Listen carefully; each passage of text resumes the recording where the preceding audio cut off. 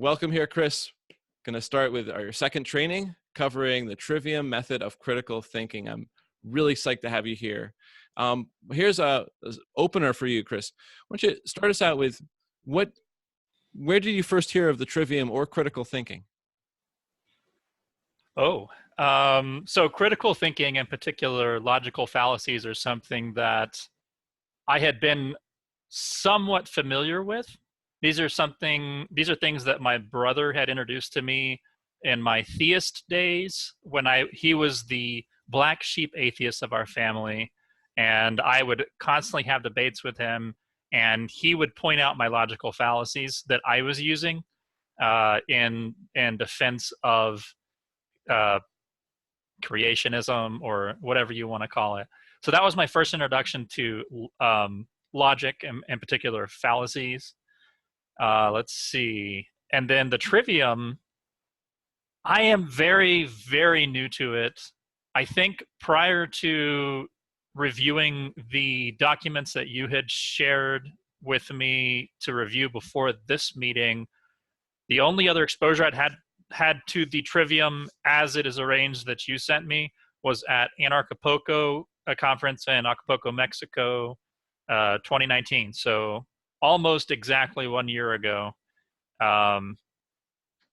someone had done a very brief introduction on the Trivium, and I want to say it might have been Mark Passio, which is kind of weird. I'm in my head, I'm thinking, was it really him? I think it was. I Likely think it was. because, yeah, he is a humongous proponent of the Trivium method of critical thinking. And in fact, the screen here, this is a clip from one of his slideshows. He's done many slideshows on Oh, his okay. presentation. So this is exactly from that.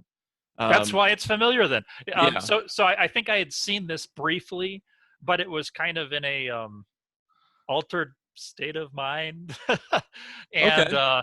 and so maybe my memory of it wasn't as good. But I do remember being there, watching and seeing him talk about these things, and I think in my head this was something that I was interested in after I heard it. I can't remember the last time I first engaged you about starting uh, these kind of courses, Yeah. but you had mentioned the Trivium, and it was exciting because I had remembered this was something that was intriguing. It was certainly something that appeared to be valuable information that I did not have a good grasp on, and that's always exciting for me. So, Yeah. yeah. Well, I'm going to go back to sharing that one. Yeah.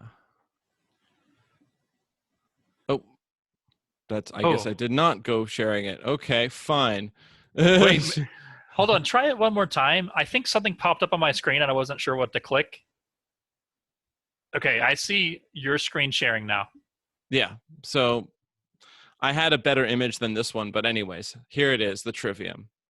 It starts with very basically what's called classically grammar, or general grammar, actually.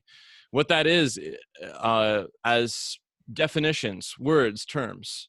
So before this video, we were just talking offline about wood splitting, which you don't have a lot of experience with because you kind of live in I'm going to take a guess. You live in a warmer environment than the frozen East Coast. Oh yeah, Yeah, Northwest Arkansas. right. So, and yeah, which is just a bit north of Texas. So, uh, and that means that if it's warm enough, you're not splitting wood.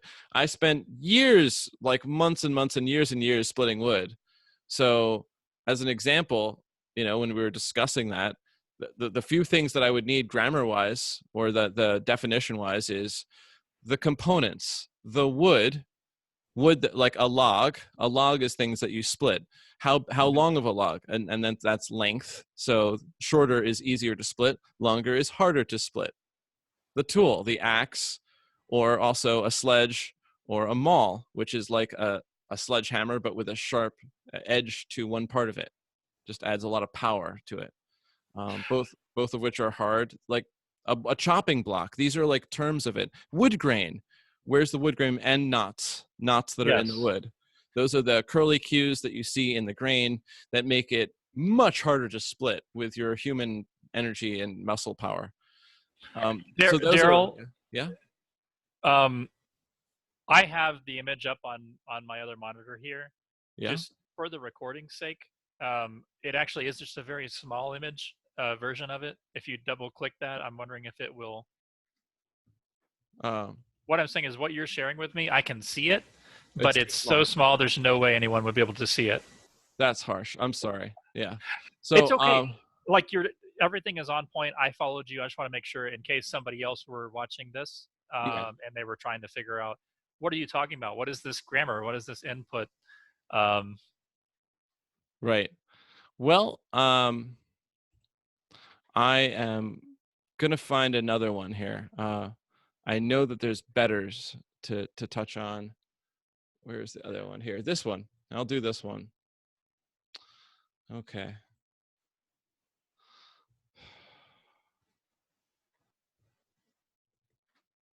And does this also, that's tiny, but hold on, I can increase the size. it almost seems like there's How's that?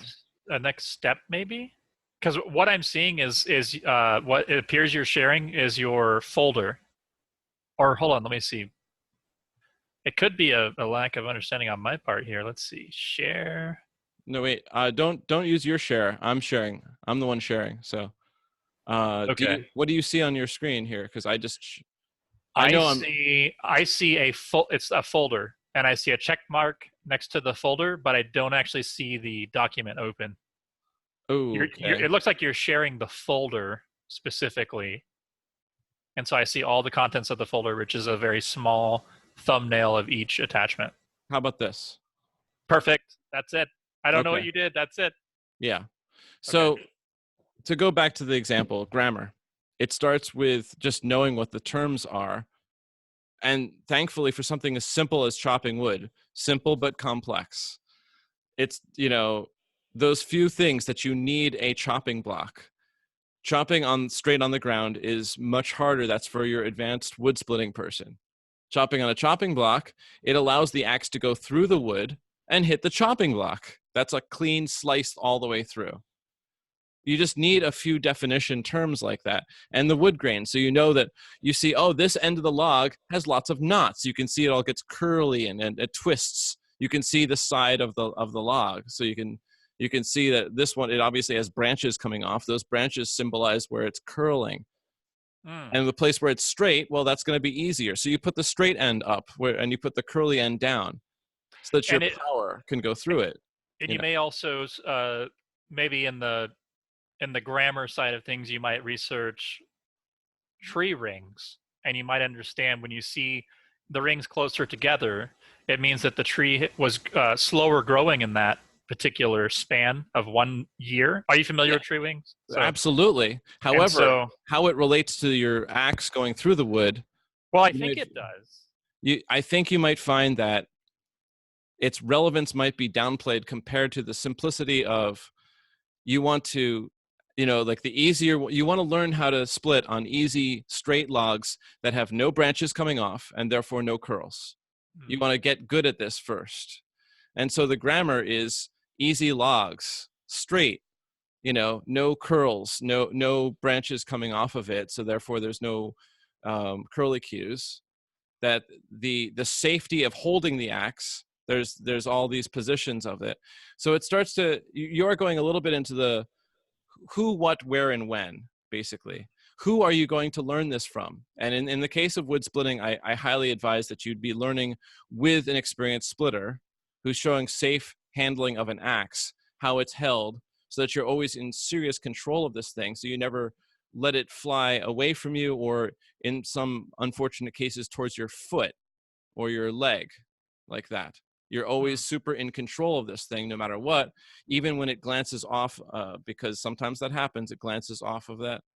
So the who are you going to learn from? What are the components? And there's only a few, like I said, starting with easy logs, a good sharp axe, starting with a chopping block, starting with like a person who knows how to do it.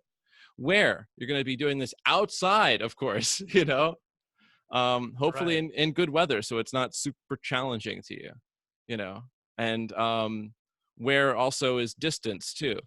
The person teaching you should hopefully would be safe, so that they are always multiple axe distances away from you while you're holding the axe. Oh, yeah. Duh, like that. There's a lot of things like that would seem like duh afterwards, but at first you're like, oh, Yeah, and that and this reminds me so much of the process that you go through anytime you have someone who's new to firearms and oh you're yeah, like, hey, yeah, let's go to the gun range. This is a thing that I do. And it's like, okay, we're going to go through these steps again. We're going to describe, yeah, not in an insulting way, but what is a gun? How does it function? So you can start to get somewhat on a very high level about the idea of when you would move on to the logic of where is this thing pointing? What are the implications? Where right, is right, my right, trigger finger? What are the implications? yeah. Um, So that part of, including if necessary, the when, of course, like hmm, when are you going to be training and such like that, you have an idea of how you're starting. And now I think you can understand that your grammar work, asking and answering important and relevant questions of who, what, where, and when. So for ah, whatever the topic is, you'll understand now that you are never done with grammar work permanently. You're always just sometimes you're in a state of pause with grammar work. When you're about to take action, you're done with grammar work for that moment. After the action is done and you have time to evaluate the consequences, back to grammar work. You never get to be done with grammar work 100%. Now, you can take a break from it. Like, I have medical topics that I research. So I would research the topic. I think I know a few things about vaccines, for example. But every year or so, I'm ready to audit those conclusions that I've made regarding the evidence that I was looking through. I'm ready to go through that again, because what if I was wrong? What if there's evidence showing that vaccines are very safe and effective? I would love to see that. You know, Perhaps I could find it. I keep trying to find it. I don't keep finding it. It's been like 25 years of not finding it. It doesn't matter. It could be there. So I put that conclusion, that's logic, aside and start over with new grammar when I'm ready, when it's academic. hmm, Academic means I don't need to take action right now. This is in discussion form. There's two types of actions basically. One is two types of ways of the critical thinking. It's academic, not having a large impact at the moment, or extremely actionable, such as I have a small child and I need a decision on vaccines now.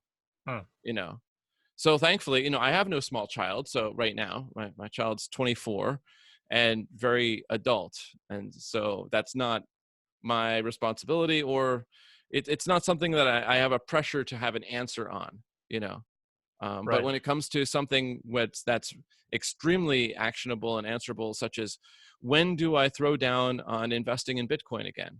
By the way, now, um, looking very bullish. From my perspective, that is actionable. So therefore, I'm following that, and I'm always questioning how is this going to work?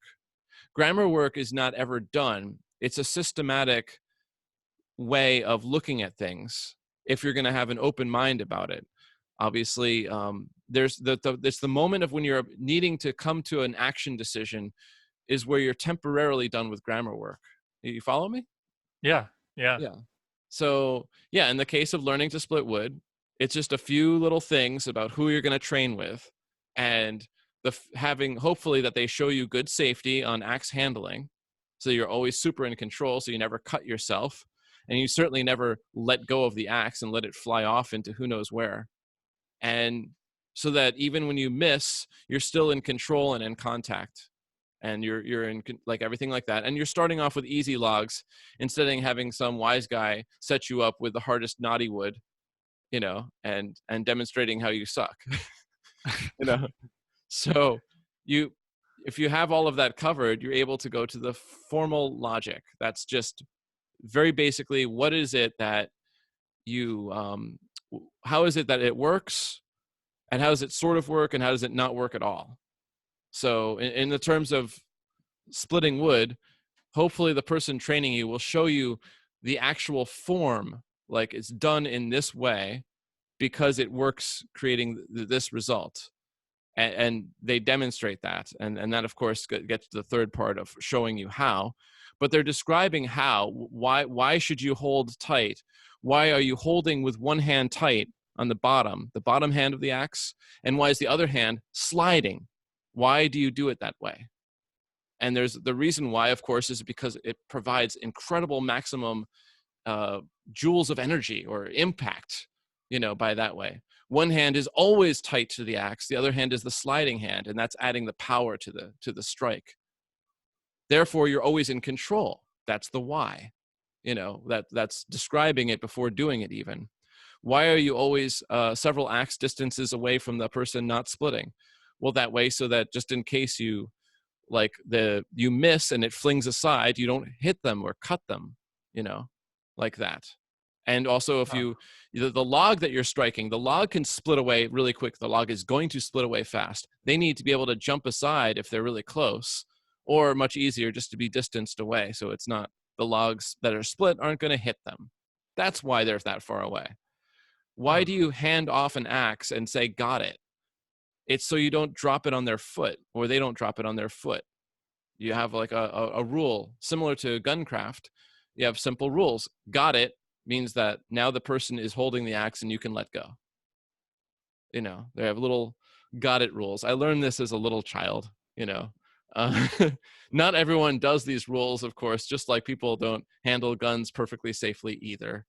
I think you got the idea, but the why questions are asked and answered. It gives a vision for potentially how to make things work, and also to avoid problems of how it doesn't work. And by the way, this is where you have these are where you're making conclusions. So if you wanted to check your conclusions, you check them using your logical fallacy list. So I can go ahead and find a logical fallacy list there. I'm gonna see how fast I get to do that. But I think you're getting the idea that it's moving sequentially. And just so you know, with regard to logical fallacies, I have referenced them often in the past, but this is definitely something that I have to refamiliarize myself on a semi-regular basis. I would say right now it's an annual basis. Yeah. I will find myself, I go to a website called thou shalt not commit logical fallacies.com or something like that. And I review it every once in a while, because a lot of times I will see something that said, and I know that's fallacious. This is something that is avoiding the logic that was presented, but I can't really remember. Right. I think the why. Right. These are names describing fallacies of relevance, fallacies of definition. There are pretty good taxonomies that like group the fallacies together in that kind of way. I just like yeah.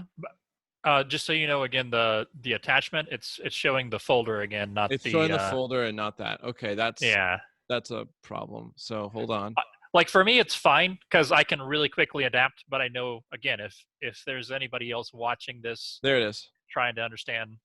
Perfect. Yes. Yeah.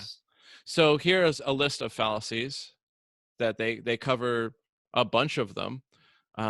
There's 42 major fallacies that are frequently drawn attention to. These are some of them, and there's at least 200 variations or fallacies. But basically, they're like a key to, like, I think of a fallacy like a red flag, like waving a little red flag.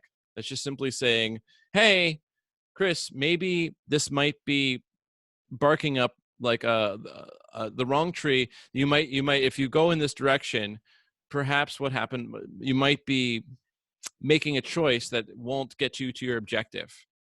Your goal might not be achieved using this type of appeal." Often the fallacies start with appeal to blank, that kind of thing. And that's really important to know. Appeal to popularity, appeal to tradition, that kind of thing. When we go into your example with your interactions with your sister that you mentioned earlier, these will come up because they're important to understand what possibly some of the mental and emotional terrain was like for her and also for you. So it's because it's really important to understand. The fallacies are like a virus scanner for your mind. If you want to, you can go to Don't Fallacy Me Bro. I think that's that's a website I showed you. I sent that link to you last month. I'll put it up here on the screen in a Oh, moment. is Yeah, that the competition game?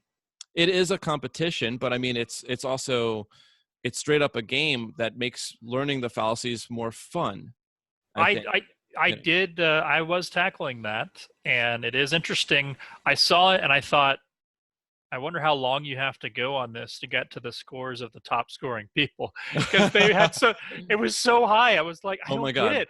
I was like, I would how like you would have to literally.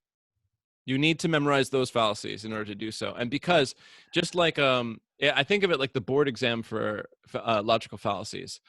If you've ever, I don't know if you've had, I hope you haven't had to take a board exam. I have, because I have, a license in acupuncture.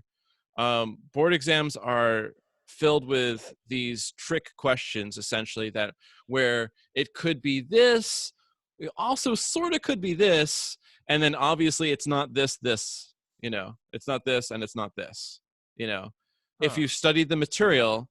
And so what you're doing with is you're like looking at it like, that is a bandwagon kind of fallacy, but it's also very much like a black and white fallacy, and that kind of thing. And it's kind of like, wait, it's kind of a little bit of both, but it's really Yeah. one more with one than the other. So although yes, this is why you're not going to get the high score on that, is because you literally would need to know the nuance of precisely what's the most highly likely fallacy. But usually people are combining multiple fallacies at the same time. They're an appeal to authority is a really, really nasty common one. Yeah. That this is just it is like the authorities say so, therefore it is. Global warming is happening because the authorities tell me so. It's that simple. Vaccines are safe because these authorities tell me so. It's a really common one. You want to name any that comes to your mind? Well, I mean, the most common one, it's you already mentioned it. It goes by another name. You had mentioned black or white, and I think that's the same as the false dichotomy. Right. S- Yep. that is for me personally, by far, that is the most common one that I see. Not with regard to, for example, engagements with people who are a little bit more on a similar page to me, but more so with people who are way on another page where I'm trying to convey something and they're trying to convey something in return. I just noticed, by far the most common fallacy is uh, the false dichotomy. They will say it's either this or it's that. Yep. Um, We but either like live in this democratic republic, or it's a tyranny of the warlords. It's right, and either then that or that. so you a lot of times you'll break through that barrier, get the clarity, and then suddenly you get in return a straw man, and they'll say, okay, I'll give you that last point, but and then they'll try to state what your stance is on something or something that you support. They'll say, oh well, you just want such and such, and it's something that I don't want. Have to go through that. You might finish that one, and then you might get something like an ad hom next, which would be Attack um, to your personal traits. right. Like they're like, okay, well, I can't hit you there. Almost what it seems like when I see this happen a lot. The question that I will often ask then is, I'll say, you know, how sure are you in your conclusion? Generally you get an idea of what it is. Either it's um, you had mentioned the interaction with my sister, and that's specifically regarding police officers. So either it is police officers are the righteous paragons of morality that everyone should follow and obey, and they are there to protect us. Maybe that's what she's trying to get across to me. And if it, and again, if anybody's listening, they may not know what I'm talking about. It's my sister's married to a police officer, and I have a fairly common habit of um, Being critical. yes, being critical of law enforcement on social media. So the engagement with her, anyway, when I see a lot of these logical fallacies coming out, and that's all I'm ever getting, a lot of times, and I don't know, this is just something I guess I've trained myself to start doing, is say, is this discussion worth my time? And the way I determine that is by asking, how confident are you that what you're saying is in fact, that the police are only good and or mostly good? Like, how confident are you that that's in fact true, and that you may not, you know, uh, and that there's no way in the world that you might be overlooking something. And if I get 100%, then that's a signal to me that, well, this is someone who. And the next question, if they say I'm 100% sure, my next question is always going to be, are you willing to change? Are you willing to go down on that scale of confidence? Because if this individual, because I'm not trying to change their mind, but if they're so set at 100% that they're not willing to go down on that scale of confidence that what they think is true, it's not worth my time. Well, to me, it's not worth my time. I'm trying to come to some understanding, and I'm trying to ideally come to truth. And if I'm talking with someone who won't budge, then I'm a lot less likely to think, well, this is probably someone who has actually landed on truth. Right. I don't know if that means anything to you, but Sure. It's just part of doing the cost benefit analysis of any interaction. And I think that that's very rational right there. You're setting your boundaries, saying, if it's going to be a discussion, hopefully you know what your goals are in the discussion. And if your goals are including you wanted a rational discussion with minimal fallacies being appealed to, if not none, would be hopeful. That would be nice, but that's only people who are trained in logical fallacies will use none. Everyone else they're going to be modeling what was given to them, which is using fallacies. Everyone will be doing that because that's the default. People default to taking care of their children the way they were shown. They default to, like if I was sent to school, so I'm sending my children to school. They default to do exactly what they were shown to do. People use these fallacies, though they never identified them, so they're going to use them.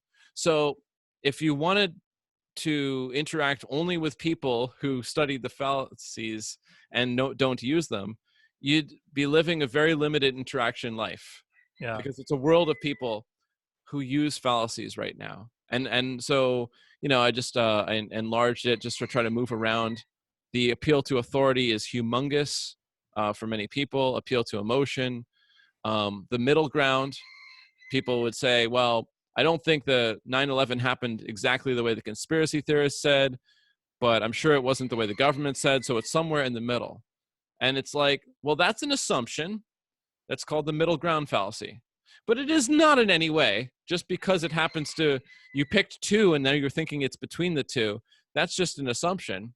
It's an example.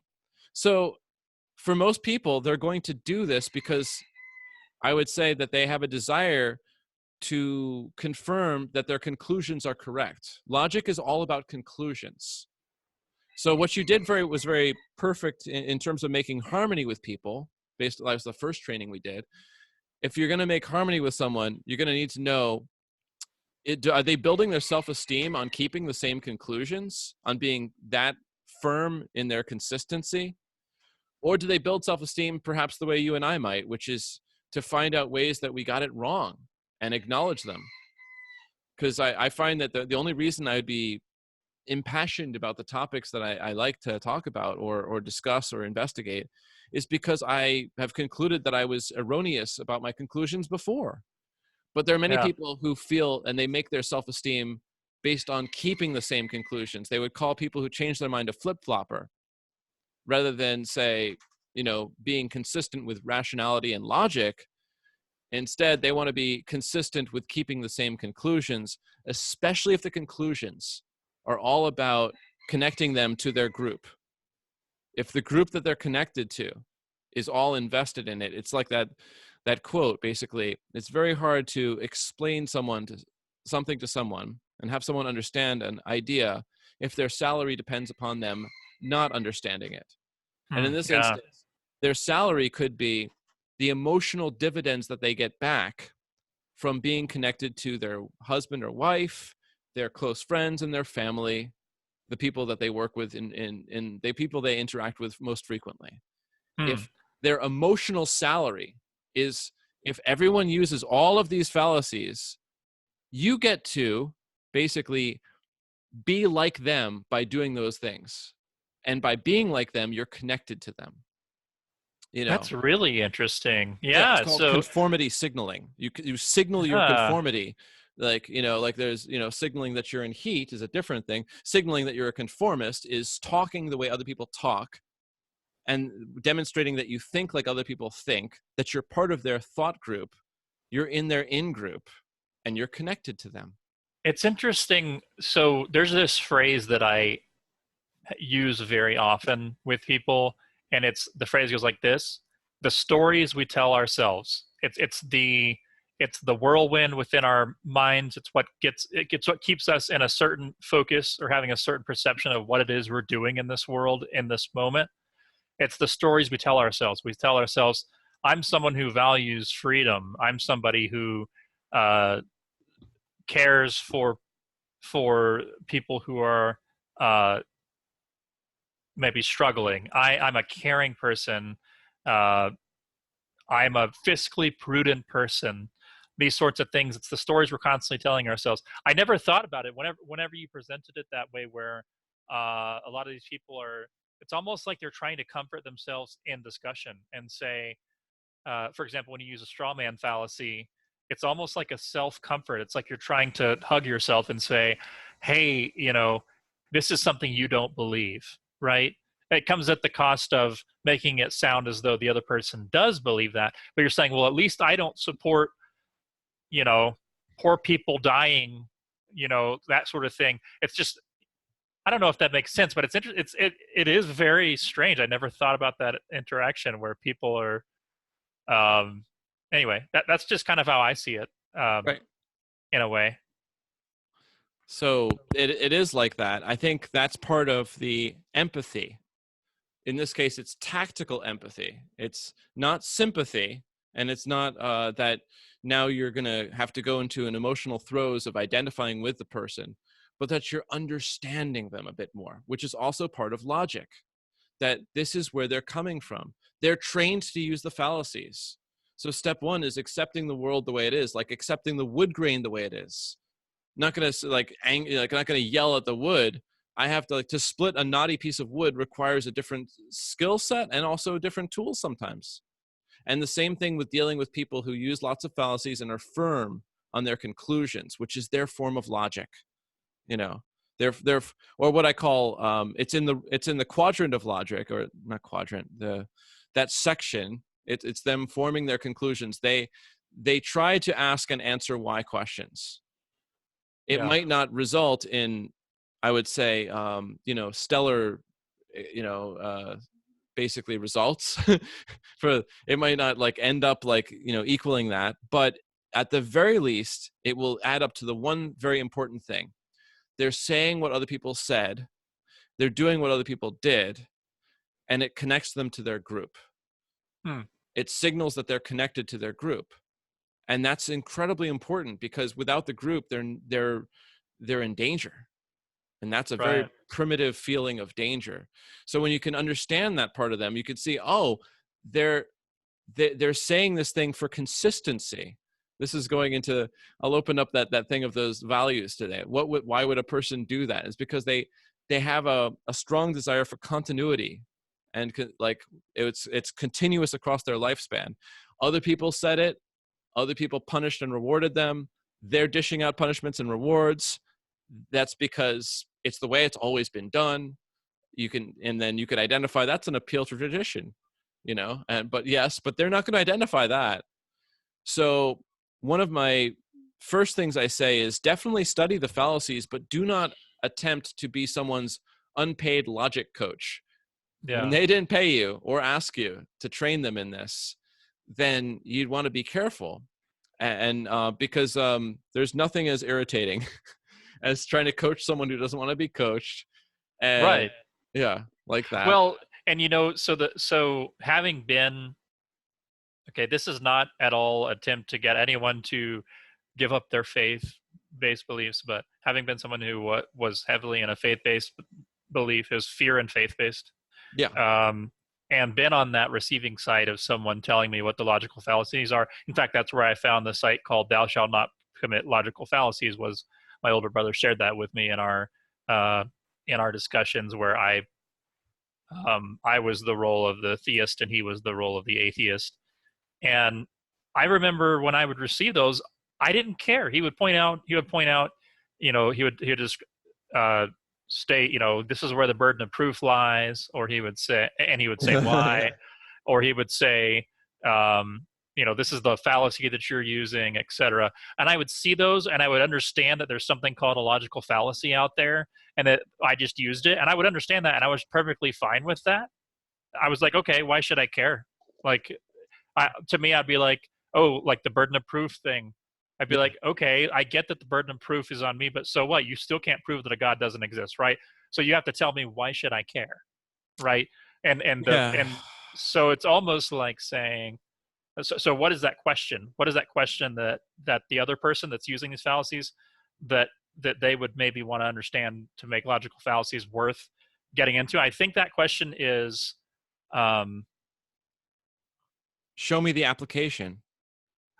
well, Can you show me the application? I can, but yeah, I mean that's why I moved right on to the rhetorical triangle, which is yeah. communicating about such heavy topics like this. It's useful to have a rhetorical triangle.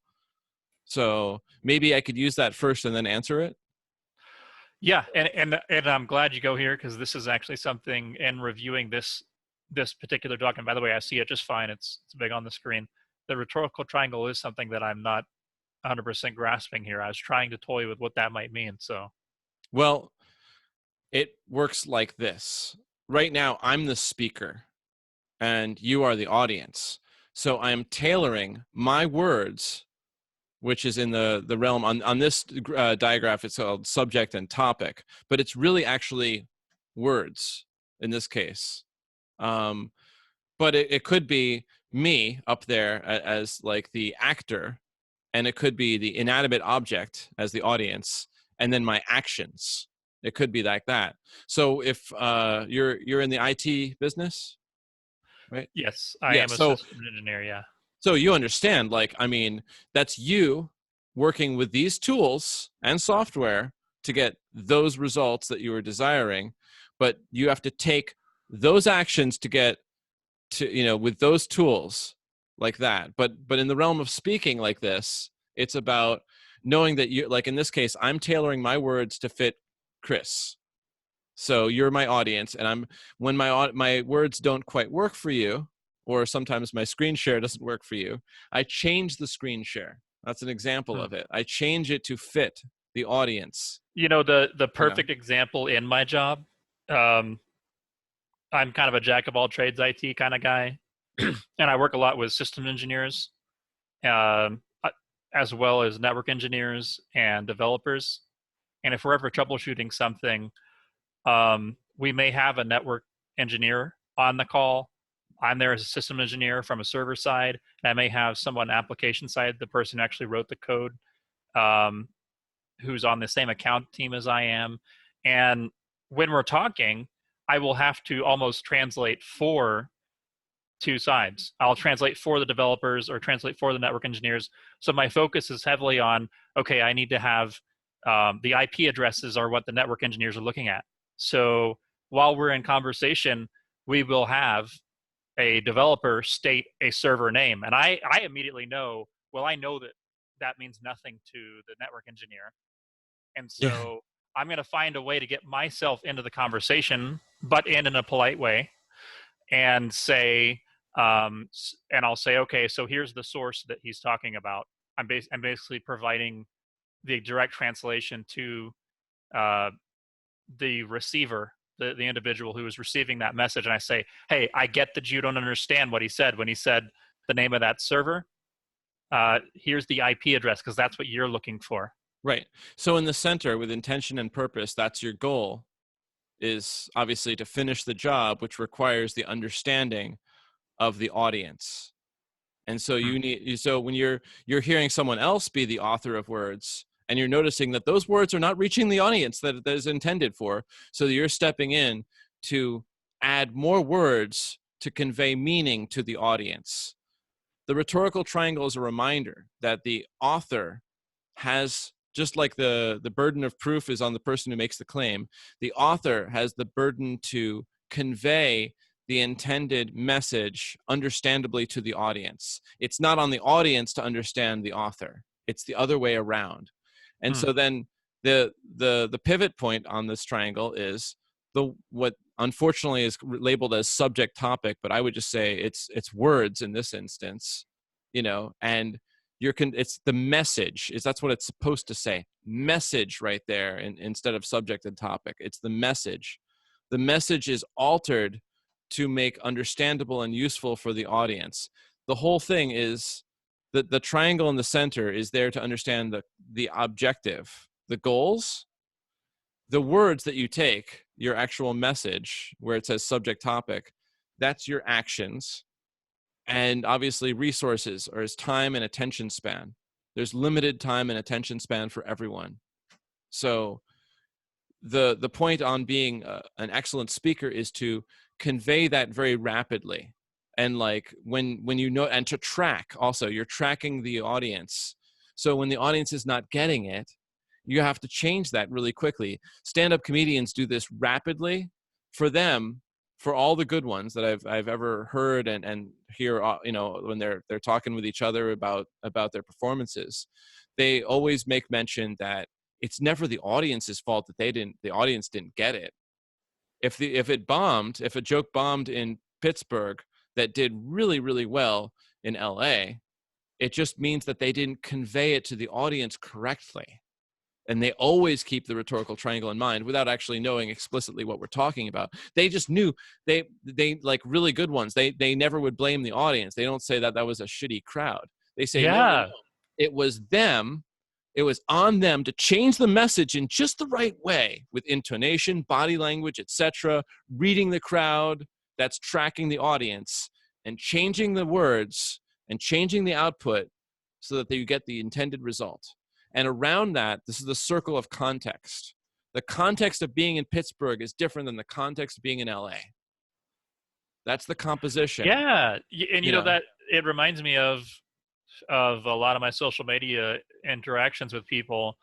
I don't do this all the time, but I would say most of the time, if someone says something to me that conveys that what I said is not what they heard, that's exactly what I put through my mind. And I can't even remember at what point I decided this is valuable, but at some point I realized it's more valuable for me to place that burden upon myself than it is for me to get angry with the other person for not understanding what I was saying. It was almost as if, wait, you just don't get it. Why aren't you listening to me? Instead of saying, oh, wow, I didn't realize what I said could be heard that way. That was on me. How can I fix that so that the idea I'm trying to get across or the concept is going to be heard, like for what it actually was intended to be, Right. That's a great example, Chris. So what you have right there is an understanding of doing exactly what you do in your IT work, or doing what you would do with people that you really care about, is the same thing of what you would potentially do on Facebook threads. As long as the main thing happens, of course, that you're keeping your objectives in mind. That's right there in the center. If you at any point forget your objectives, it really can get things off course. If you are not able to track the audience, that will really get things off course. And certainly if you don't take time to adjust your message, called subject and topic in the image here, but if you don't adjust your message, you won't reach the audience correctly. And if you can now understand this part, there's a grammar of the audience. There's a grammar of body language, word choice, intonation. There's all of those components of that. The grammar of yourself is how are you seen by the audience, like that, like there's literally how have you been seen. So for example, in the example of your sister in this elevator conversation that you mentioned before, you have history, so she sees you a certain way, so she's seeing like that, and that kind of thing. That's the grammar of yourself. She's seen the words that you've typed. That's your messages that you've left in Facebook threads and posts and such. So knowing the grammar of that is what I'm putting a component, like, just I'm trying to put a focus on that. And then if you knew what your goals were, that's incredibly important. If your goal was harmony and a sense of greater clarity and understanding, that can be achieved. But I would always advise, if possible, disclose the goal. To say, my goal with this conversation is to create harmony and a greater sense of understanding and clarity for both of us, like that. Like, I'm disclosing that's what my goals are. Towards that end, here's the purpose of what I'm trying to do with this specific post, and maybe with a bunch of similar posts, probably. Here's what I was intending. This is the world that I'm trying to make, a world of more choices and freedom and less restriction.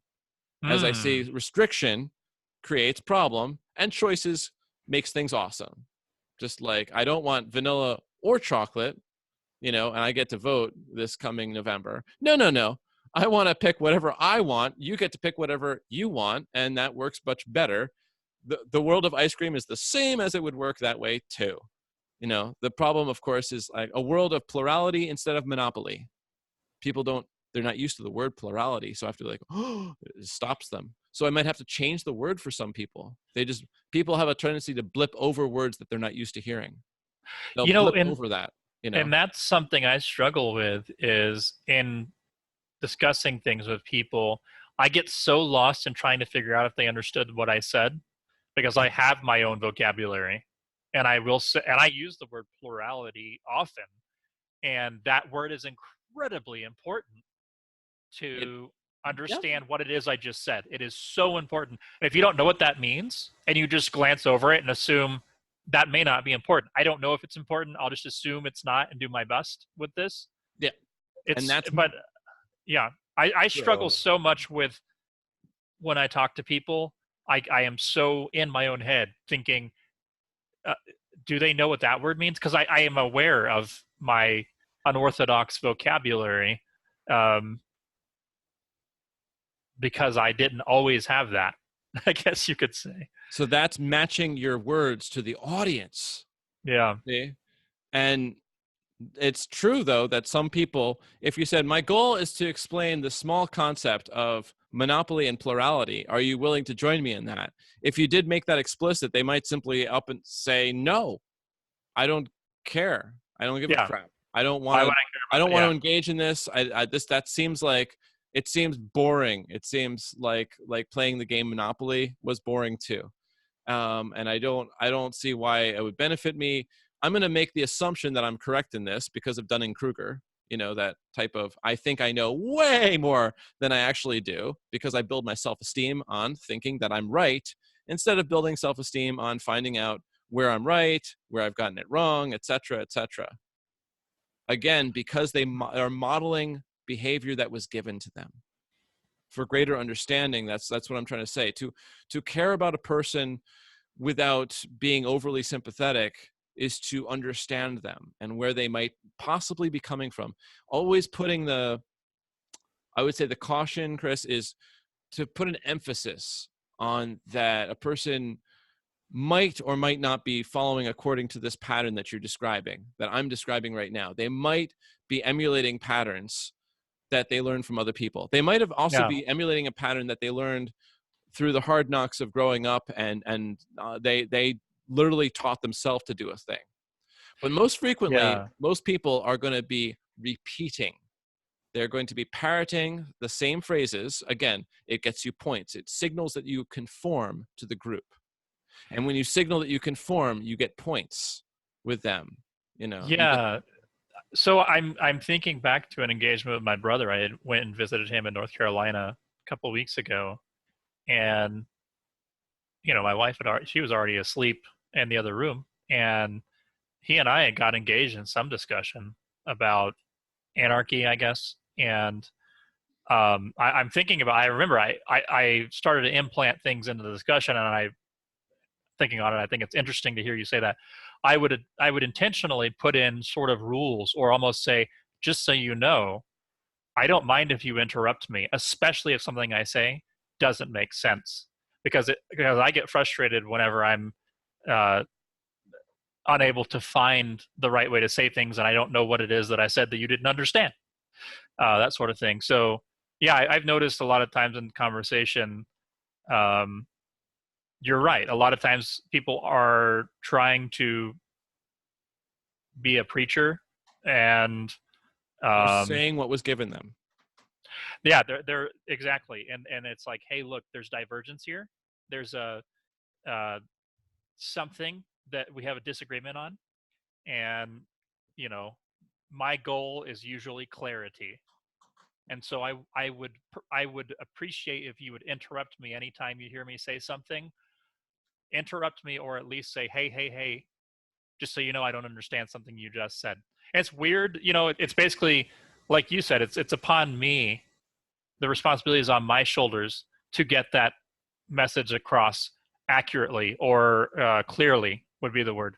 To get the Well, message across clearly, they don't have to agree with it, but as long as they actually know what it was that I was trying to get across, that's on me. And as part of that, I guess, is having that knowledge helps me whenever I'm on the receiving end to let them know when something they said was not clear.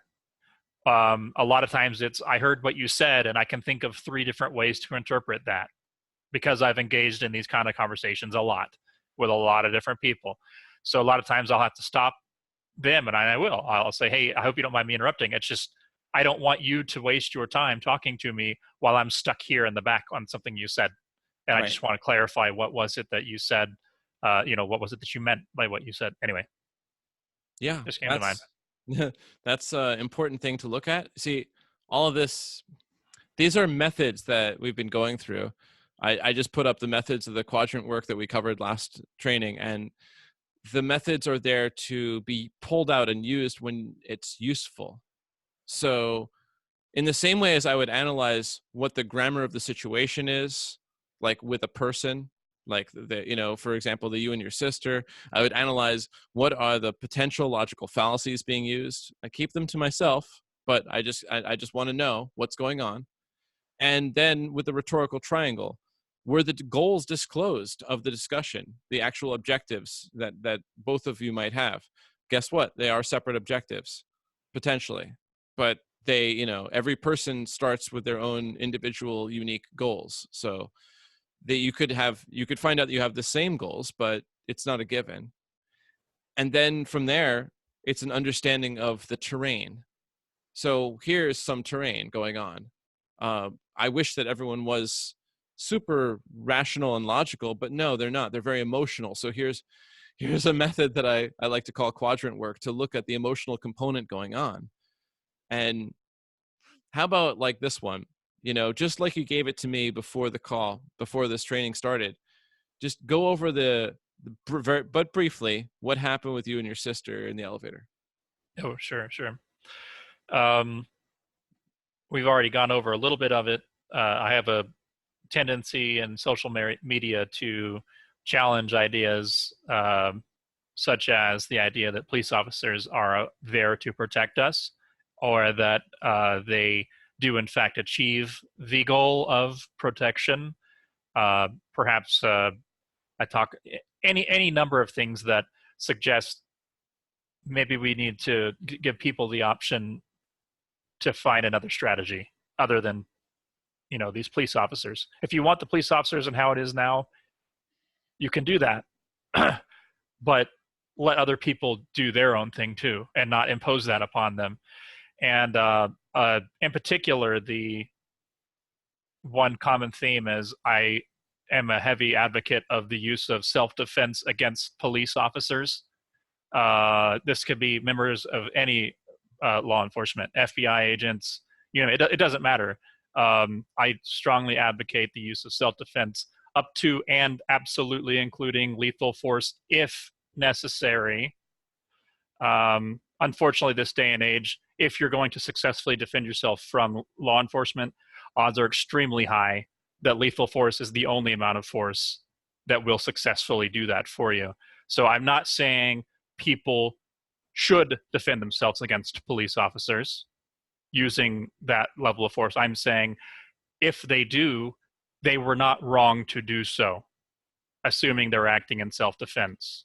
Right, I got it. And so my sister's husband, he is a police officer in my hometown. And so there's a different understanding between she and I of what it is that police officers do. And there's also a different understanding of what it is that I am saying or implying in these cases. For example, the first thing that, again, I can't remember what it was that came up that brought this discussion up, but I remember in the very beginning she was saying, "Oh, it was that post you said about saying you should kill cops in the streets," and I was like, "Oh, that's interesting." Like to me, I realized, wow, that's not something that I've ever said. So I see now that what I said could be interpreted that way, and then advanced in the conversation there. So a lot of what we were discussing was specific to police, but we also talked a lot about she knows I'm an anarchist. She knows I'm a voluntarist. And I don't think she fully understands what that means, though. And I don't think that she fully understands, or I say accurately understands, what that actually means. She'd be hard pressed to give definitions that would satisfy you. And I think you're getting closer to giving definitions that would satisfy her. So here's what I wrote down when you gave me the story, is that you have a long history of Facebook critique of the police, and certainly posting about voluntarism and philosophy. And that from your sister, what I got from you is that her perspective was it was impossible for this to end in it's impossible to end in a good outcome, and that this was demonstrating that you have a warped perspective, and basically that that was the gist of what I was gathering. That because she couldn't, of course, if her life depended on it, probably define voluntarism or actually define what it was, like, to your satisfaction, say what it is that you advocate. The message is yours to deliver if you want to. If you want it to get to her as the audience, you would need to, hopefully, I think it would be helpful to disclose the objective and have her buy in. I want to just, this starts with step one. If you want to know where I'm coming from, do you want to know where I'm coming from? Or do you want to just stay right where you are, thinking that you know where I'm coming from? And if she has the buy-in, the agreement, yes, now you get to go move forward and say, here, this is the 5-sentence definition of voluntarism, like that. And maybe the simpler version, don't hurt people, don't take their stuff, and no exceptions. Let me show you something. I have something for this reason. Maybe hold on to that just for a second, because I'm almost there, because this is all applying to using the Trivium method like that. In this case, the rhetorical triangle. I have the buy-in. Okay, fine, good. So here it is. And now that you've seen it and now you've heard it, would you be willing to say it back in your own words so I can get the idea that you know what it is that I'm talking about? And that's fourth quadrant here and on the screen share, actions. My actions are my words right now. So I use this kind of quadrant thing here because I'm just understanding that potentially if I was looking at your sister, if I was there invisibly in the elevator, I'd be observing the tension in your body and hers. I'd be potentially observing some of her fear and anger and your fear and anger. and sadness potentially, and her sadness potentially, but some of the sadness would probably, the sadness part gets to be hidden away. People are usually in that feelings quadrant, right there, number two. Most people are happy to, they're comfortable expressing happiness and anger because that doesn't show weakness. And they're Yeah. afraid to express sadness and fear, but I can still read it to some degree. I could, how about this? I could potentially intuit that it may indeed be happening, not guarantee.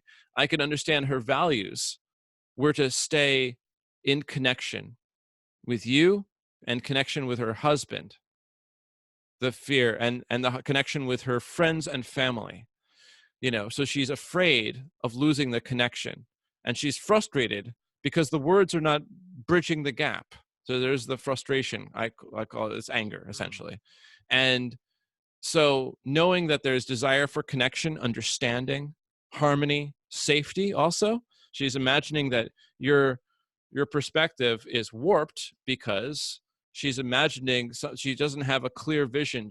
The rhetorical triangle efforts did not happen effectively to convey your message to her. Just like the audience that didn't like the jokes in Pittsburgh, the audience wasn't at fault. It's the guy standing up on stage. That's their problem. Mhm. So it takes the onus completely off of the audience, like that.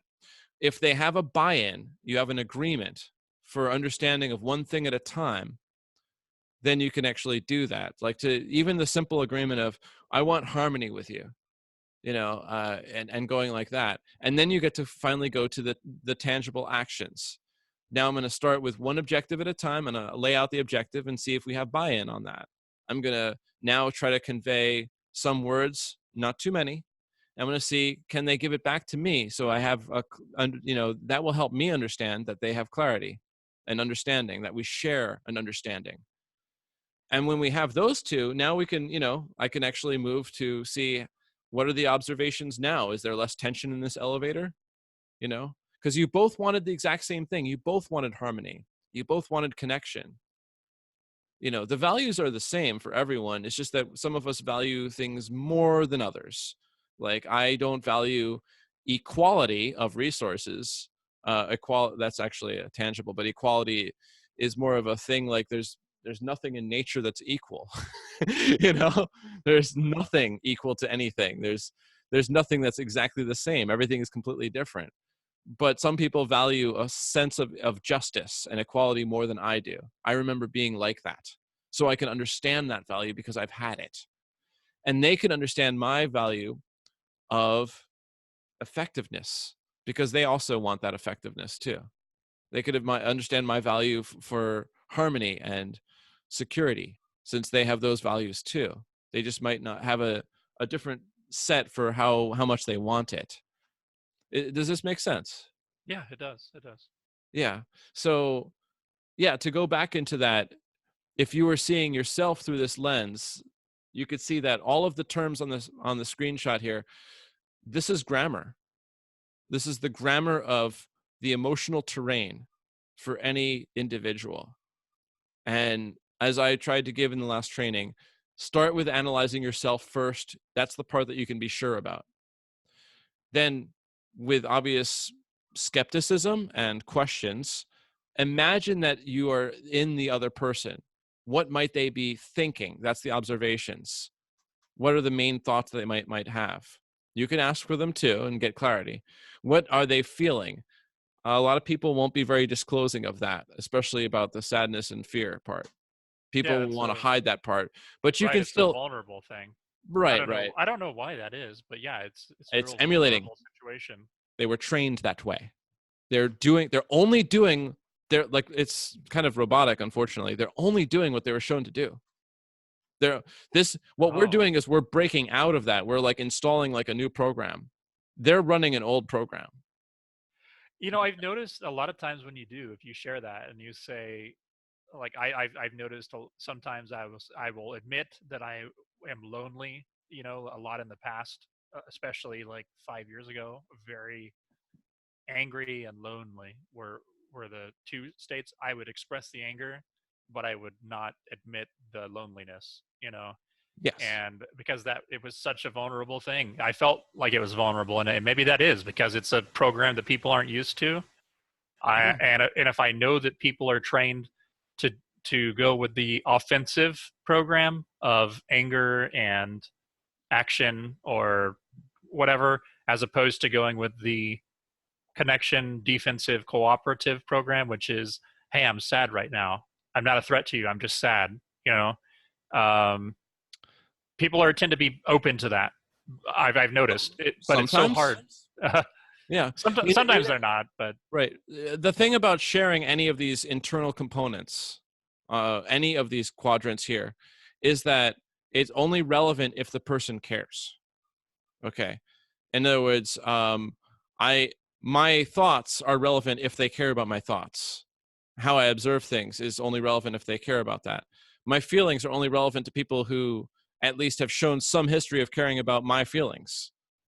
Um, and if they're angry at me, um, there's highly likely they're not going to really want to know more details on my feelings. What I value can be used because those are abstractions.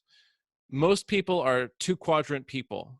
They bump back and forth, and I'm well. I mean, obviously they take action too. So I guess technically they're three quadrant people, but they're really like stuck in a state often between their thoughts in quadrant one, inspiring feelings in quadrant two, which inspire more thoughts in quadrant one, which inspire more feelings in quadrant two.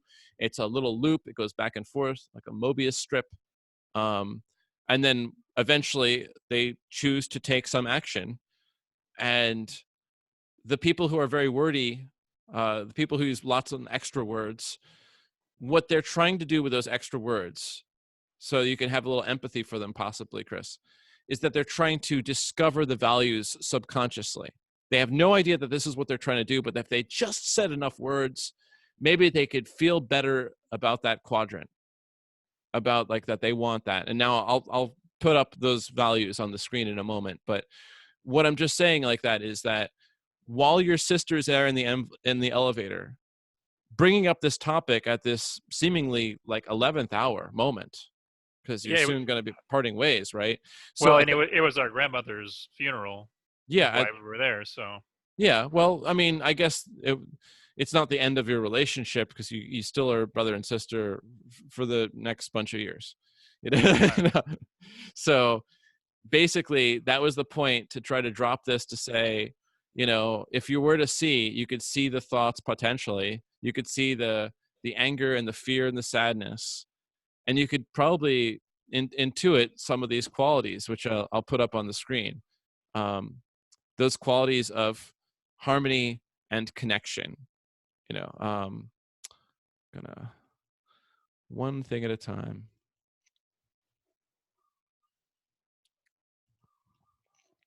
It's always a multiple process for screen sharing, by the way, yeah, for me. I mean, like as yeah, you're seeing, like I'm having to multiple click on it, but now I got it, that works. I see it. Yeah. Yeah, So in this case, harmony, connection, those are the main ones right there. And physical well-being. Those are the three that are right there, like that, safety and security and emotional safety, because there's an emotional safety to staying connected to, no, like you can't have something that causes cognitive dissonance, like that her husband can't be working for an actual criminal gang. No, it can't be that simple, right? But I mean, if you parsed it out, it would look that way. It would look like it's a criminal gang, very much so, funded by force and etc., and highly unaccountable and getting away with murder literally all the time. So that's a lot to swallow. If you acknowledge those components, that could be like, now there's emotional safety at risk, because that's like a conversation she's not ready to have with her husband, or her husband's friends who are cops who are coming over, or her friends and family who are not also ready to conclude with this. So emotional safety is like a concern. And so words are going to keep coming out of the mouth to try to get all of these qualities. When you see people who are extra wordy, they don't know that this is what they want.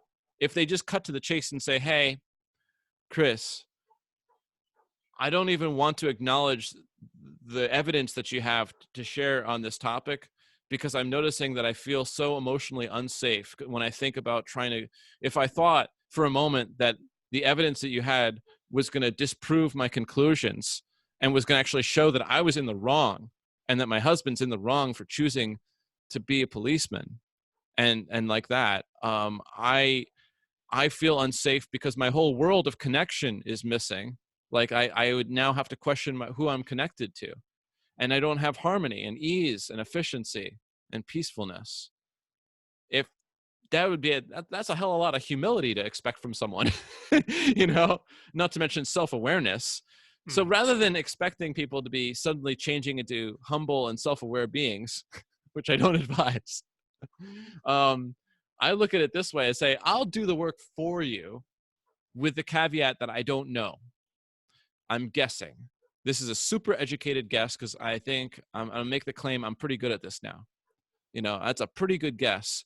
And if you were to say back to your sister, I hear what you're saying about my posts of that it looks like I'm speaking ill of all the police, including your husband.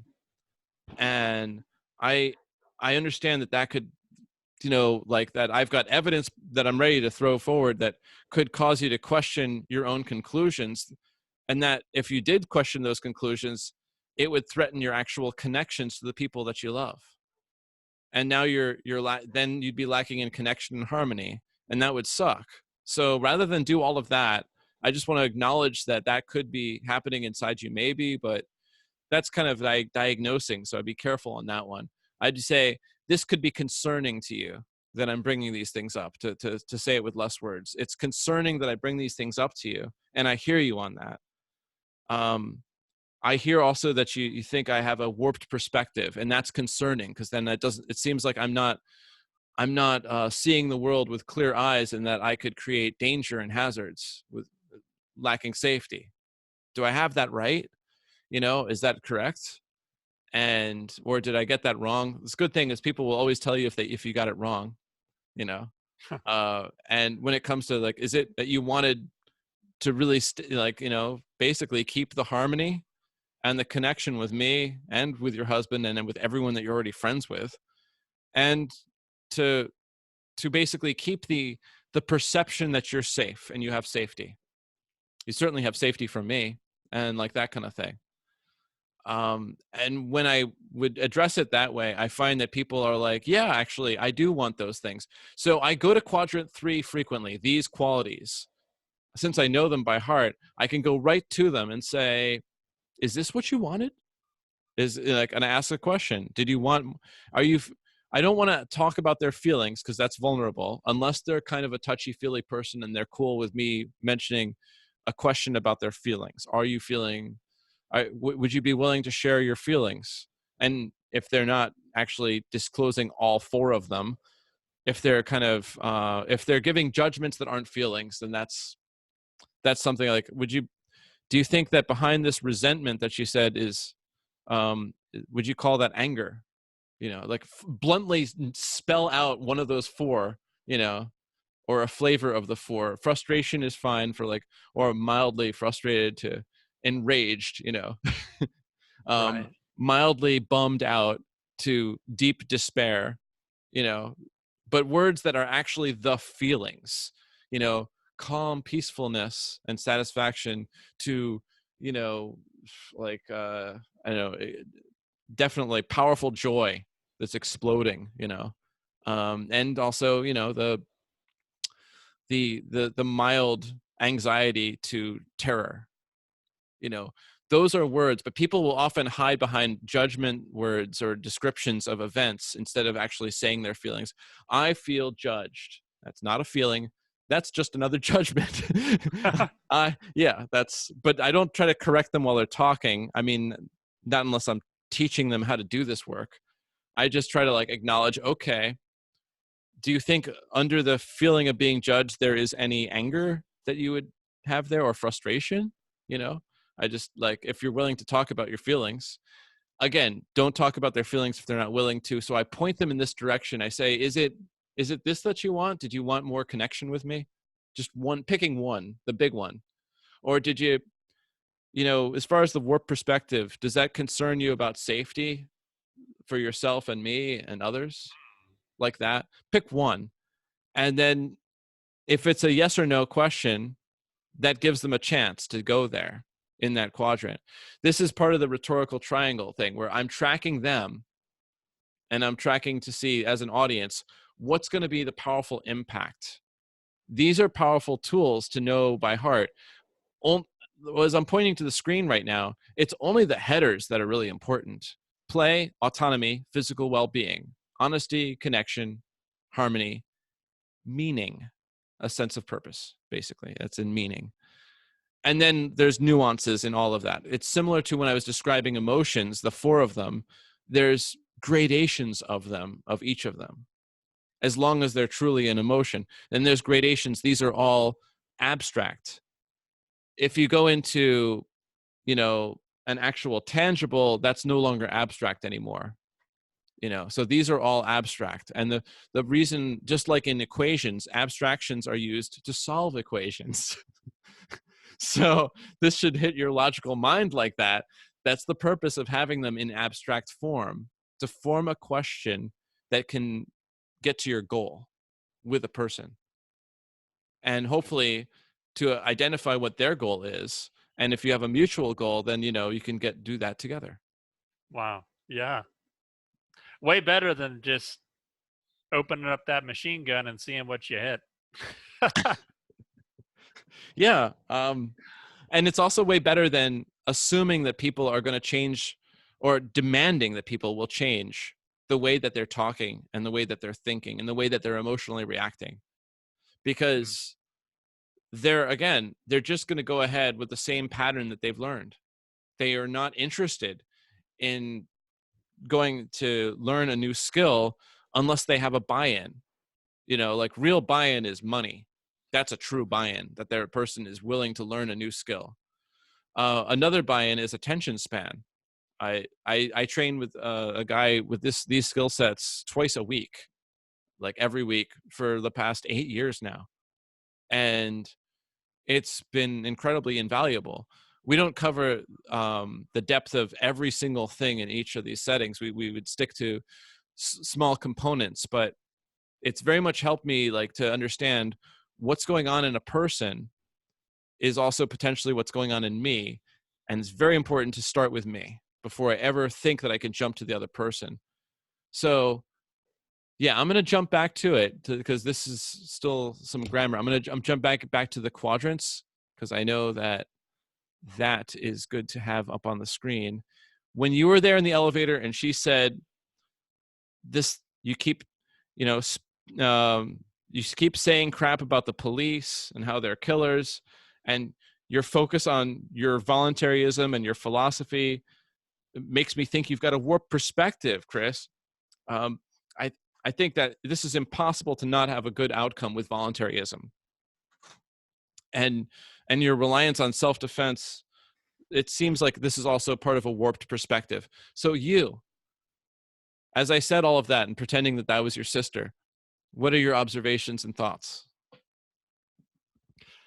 I'm I'm making some observations of some things that are being said, specific things that are being said and portrayed in such a way as to suggest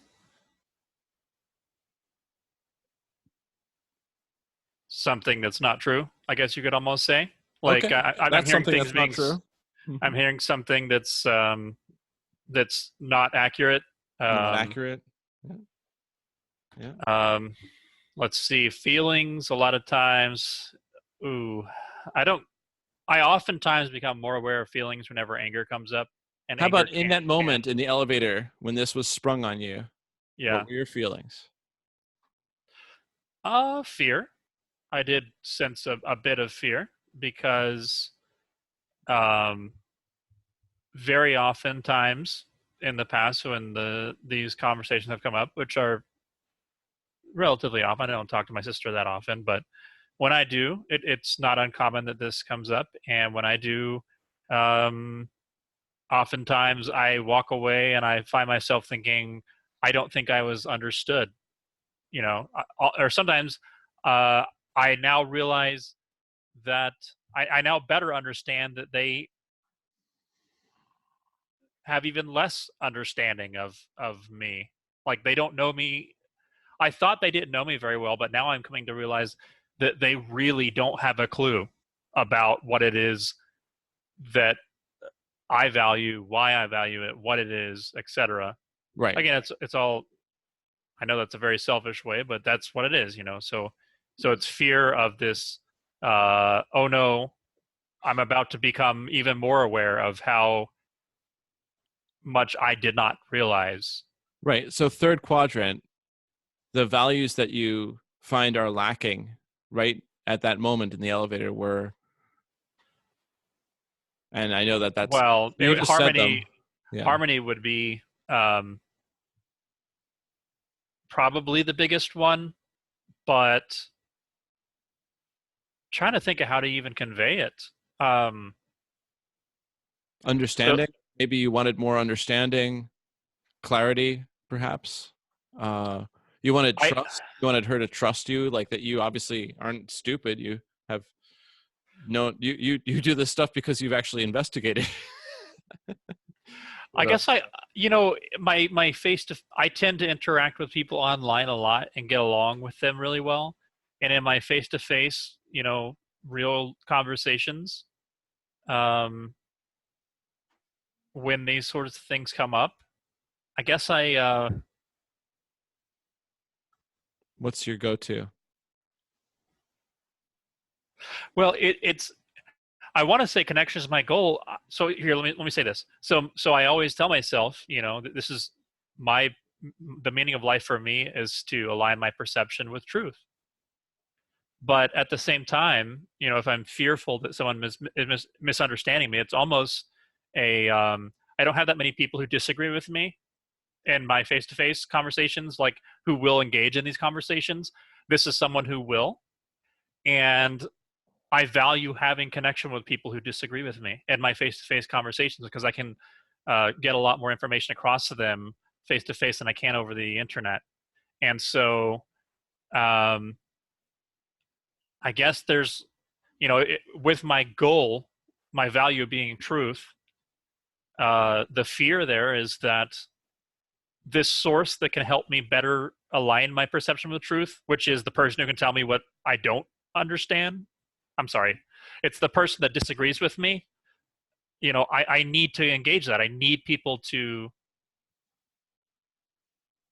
well, not others. I need personally to challenge my own understanding of the world if I'm going to find the flaws in that. And in my first face-to-face conversations with people who are important to me, like family and close friends, um, All yeah, right. there's How a about lot of this fear one? there.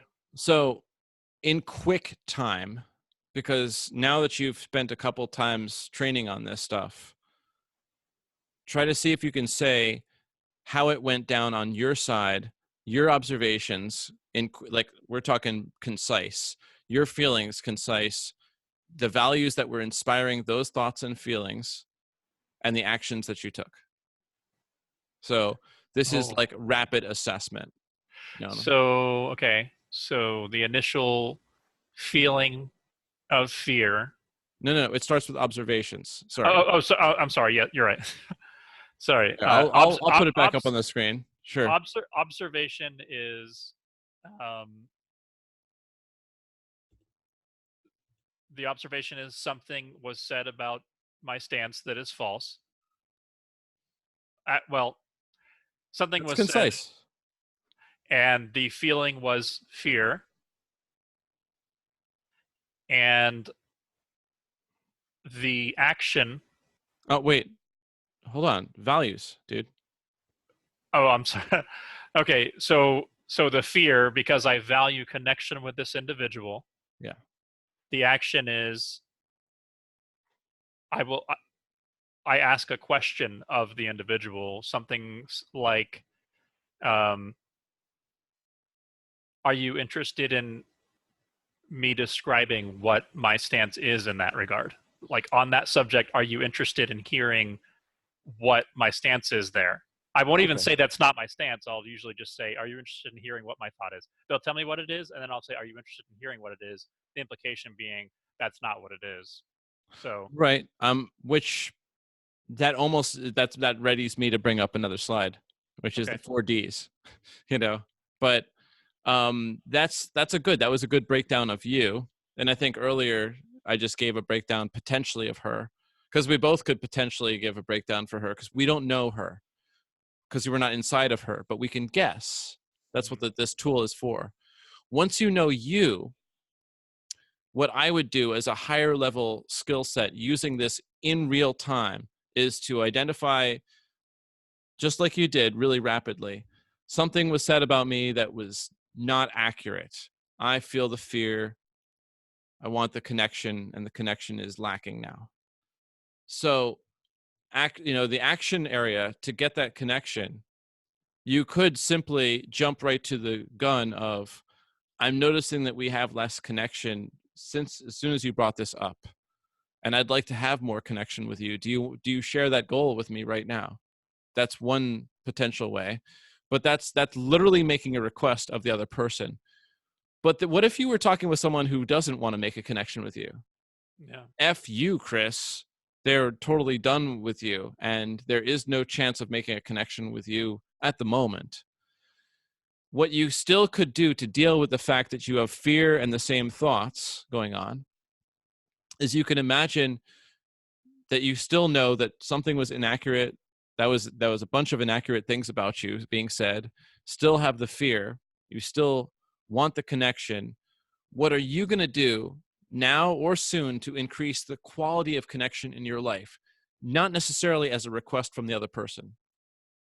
Can you picture the last time you had connection? That's like a visualization, so that you could just quickly see yourself in that calm field just for a second, and then snap right back to the elevator. You're right there. And does that help? Or do you see yourself the next time you are going to have your day off and your chill time, or something that was really intellectually stimulating like this training? The next time that you're really going to feel that type of connection, I'm hoping that you have a connection with me. So I'm hoping like that. That's an example of like it's, in other words, what can you do now or soon, or can you even visualize when you last had connection? And then you can go back to your observations. So now how does it land on you that she said inaccurate things about you? You might notice now you have less fear because you've already worked on fulfilling your own connection. And now you can pay attention to them.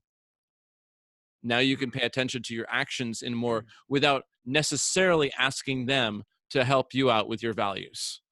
Do you So understand what I'm saying? might that look something like in the actions quadrant? Um, Instead of saying, do you want to understand what my stance is, would it instead maybe look like um, focusing on them? You might say, wow, I didn't realize that was what I didn't realize you thought that about me, or I didn't realize you thought that was what I believed. I mean, we don't have to even go into it. It might just be like, wow, I didn't realize that was how you saw it. Yeah. Maybe we can, and then offer a way out in that instance, perhaps, and say, A way maybe, out would be, I would advise, disclose the goals. Yours. yeah, Yeah. Disclosure is sometimes good, though not always. But yeah, if it's a simple, I mean, if it's your sister, and if you simply were said, I'm sensing that there's a lack of connection with you now that we're talking about this. I don't want to stop talking about it, but I do want to reconnect with you. I want to feel that connection with you. Like back when we fill in the blank story, when you back when you had a time when you did share deep connection with her, if you mhm. can think of that, you know, um, like I want to have that feeling again. But I also want to continue the conversation. Do you want that goal? And that's a way of doing it, because that, by doing that, by making it on you and not on her, it can't be interpreted falsely as a diagnosis. Mm. Okay. So that's why this is very, very important. Other people are going to use your words against you with the 4Ds. I am highly, what do you call it? Like I I see this over and over again. Oh, damn, it's not even there. The 4Ds. um, yes, the 4Ds. No, Here, I let me mean, see. I I can send you a literally, link. But it's just, it was not in where I put it, basically. I just sent a link to the thing that you had sent me in the Zoom chat. um, I'm gonna, no, it's in this folder. It Oh, just, you have it. I yeah, it was being a royal bitch, so it does that. This is Zoom. Obviously, Zoom, although Zoom is wonderful for many things and talking with people and talking with 100 people, webinars it does not make. I think I would definitely want different software for a webinar for sure. I'd have to make a screen slide share for this completely differently. But I'm hoping to open it up in just one moment. That's fine. Yeah. There it is. That'll show it to you, right? Yes. Yeah. Yes. So when you said, wow, I didn't know that you thought that those were my views on this, what happens is that can be interpreted as you got it wrong. Therefore, you are wrong. Okay. And that, unfortunately, that's a moment of tension. This is what people are trained to do. They're trained to find a way to interpret your words as one of these 4Ds. They're trained to find, under moments of stress and tension especially, they are looking to find a way. Are you making a demand of me? Are you diagnosing me? Are you saying you deserve something from me? Are you You don't denying know you're me. responsible? You Yeah, don't yeah, know me. Yeah, this is like that. Nice. This is pancakes. Yeah. So yeah. yeah, this is yeah, it is like that. So that's why I try to be cautious when someone's really upset, because I don't want my words to be implying anything about them. So therefore, if I speak about myself, like, hey, I want to continue the discussion. I would like to have more connection. I might even throw in another one. I want to have clarity and understanding. Throw in two more, like that. Do you share that goal with me? And I'm totally open to hearing a no, or a not now, or I don't know. Make it explicit. See, when I make that explicit, saying I'm okay to hearing a no or a not now, I'm giving it, saying it's not a demand. If I say I'm okay to have a no or a not now, it can't really be called a demand, because the other person actually has an out, you know. And that's a tactical way of knowing the 4Ds. When I'm receiving the Ds, we went over that last training. The Ds come in, and I understand, oh, like their demand of me is just their strong desire for something, and I could translate it like a request. And when they're diagnosing me as a warped perspective, that was a diagnosis that I wrote down there. That coming at you, that's their attempt at understanding and clarity. Sometimes it could be around punishment, but that it's really especially about seeking some degree of understanding and clarity is often a diagnosis. That's why I do diagnoses, medically speaking, is because I'm being paid to create the clarity and understanding to design and navigate treatment plans that are effective, that they're paying cash for. There's an incentive. So the same kind of thing, like that, if there's deserve oriented language going on of you know you you know you deserve you you deserve to be punished for what you said about cops, or for all that, like your taxes are paying for all of this, so you I demand you, and I you deserve to like to basically be put in line. I demand that you actually accept the situation or move out of the country, like that. Yeah. And also the simple denial of responsibility. I deny that I'm the cause of my own emotional reactions to the way you post on Facebook. It's what you posted that really what triggered me. It's not the way I reacted to it. I deny that I'm Oh, yeah. responsible. again, they're just demonstrating this is the way they were taught, this is the way they were trained. So it makes it hopefully easier to actually empathize with them.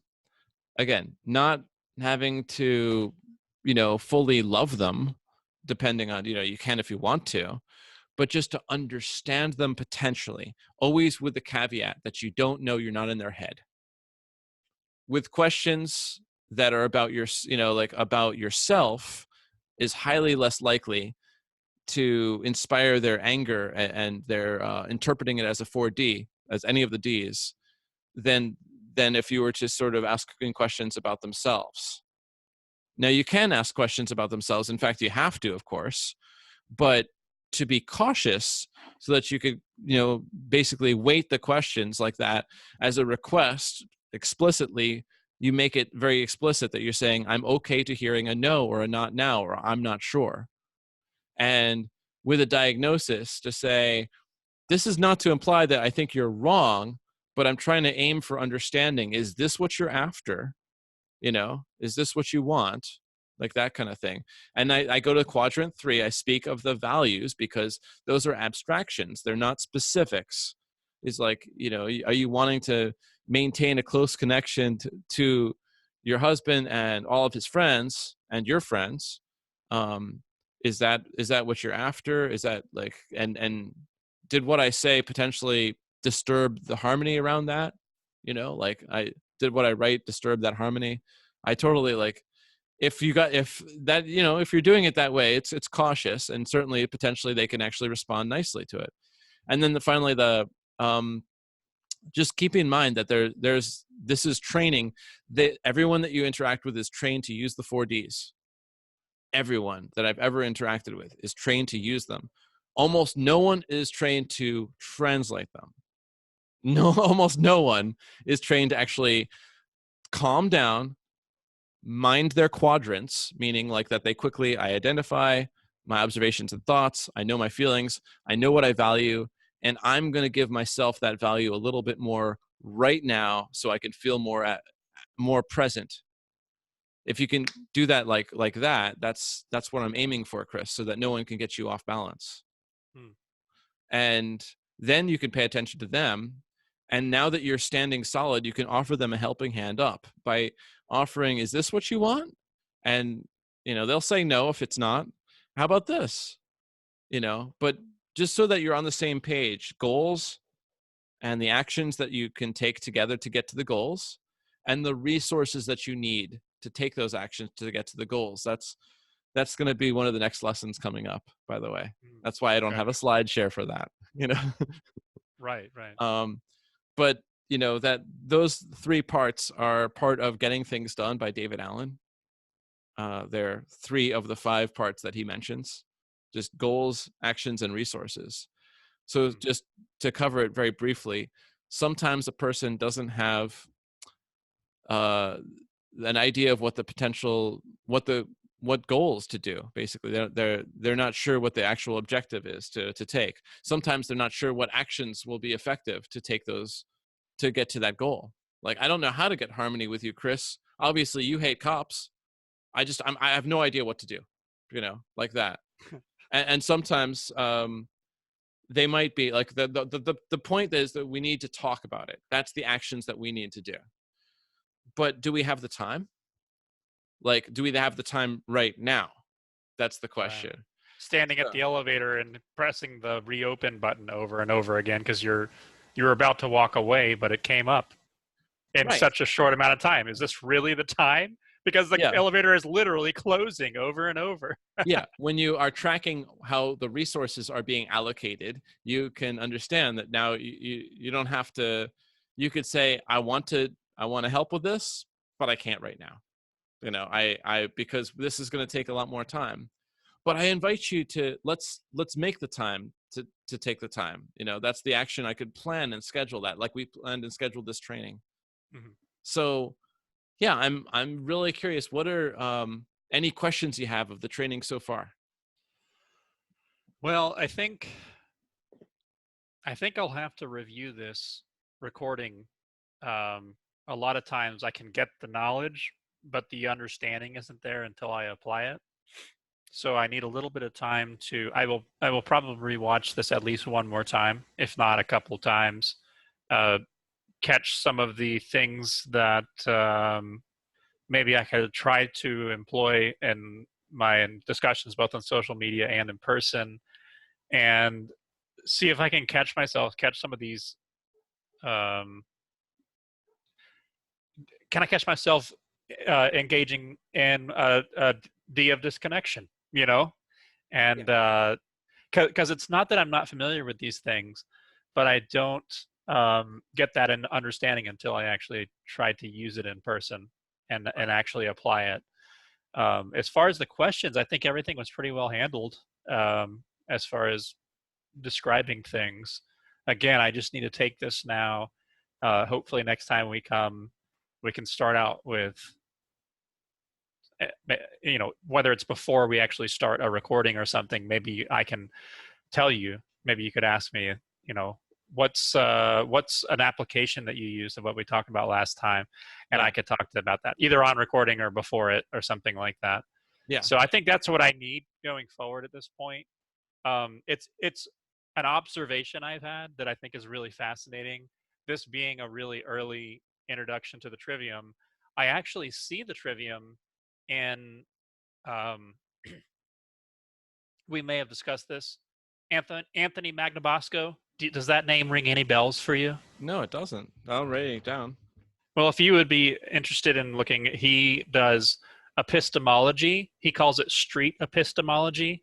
Oh, that I have heard of. Uh, Okay.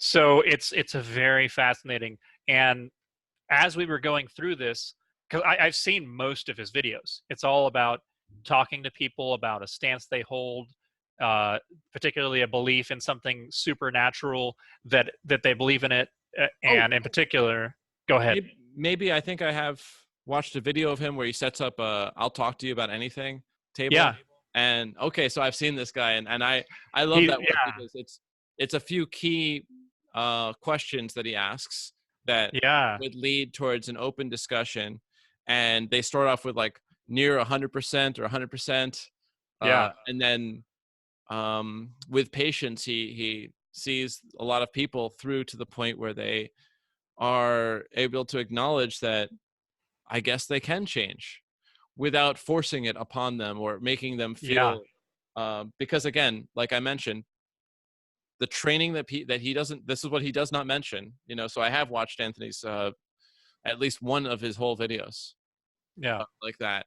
Um, it's really important to understand people build their self-esteem, that they're valuable as a person, and that they have meaning and purpose to their life by virtue of keeping the same conclusions, because the people that they love showed them that that's what they do. yeah And to love them, they do what they did. They do what their loved ones did. And that's the there's it's like a, I don't know how many millennia so far of just moving that pattern over and over again. Like just keeping the same conclusions because other people kept the same conclusions. right. Yeah, it's all about understanding how did you come to that conclusion, and that oftentimes is what it is. It's about connection with family, or yeah, I mean that's very often what it is: connection with family in some way, shape, or form. Yeah. This is what my parents did, and this is what was passed down. Or maybe I have some deep connection with this because this is how I viewed things during these hard times. You know, Right.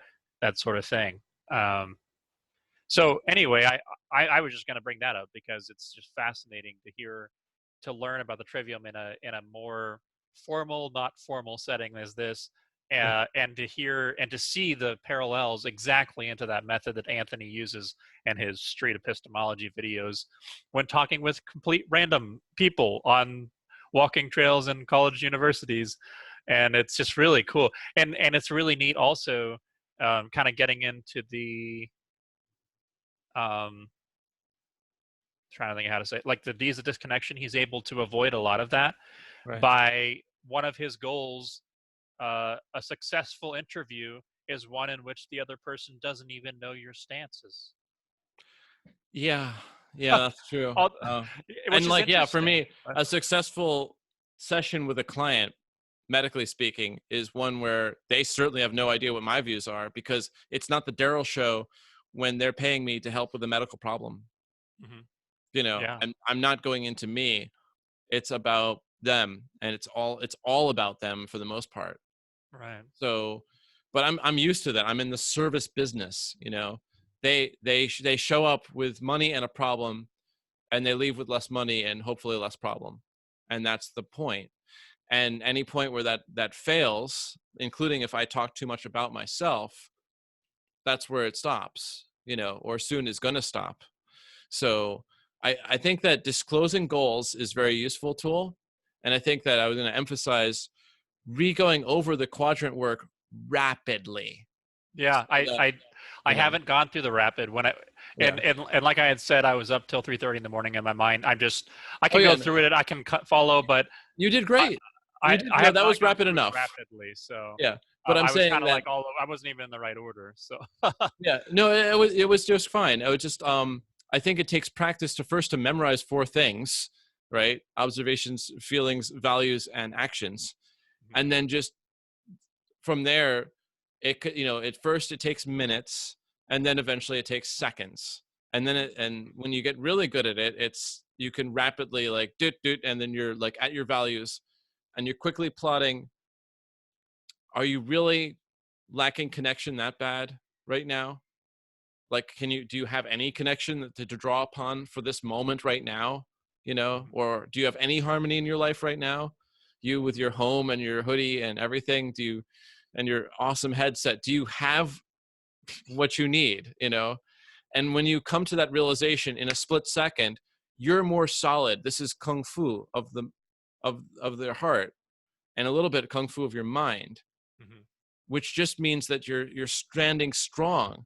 Now you have a chance to offer a helping hand up for the other person. They're the one who are off balance, likely. They're the one who is bouncing back and forth between their thoughts and their feelings. Some of the feelings they're not even aware of because they don't, it's a weakness to even admit that they have fear or sadness. And they're blindly seeking the values.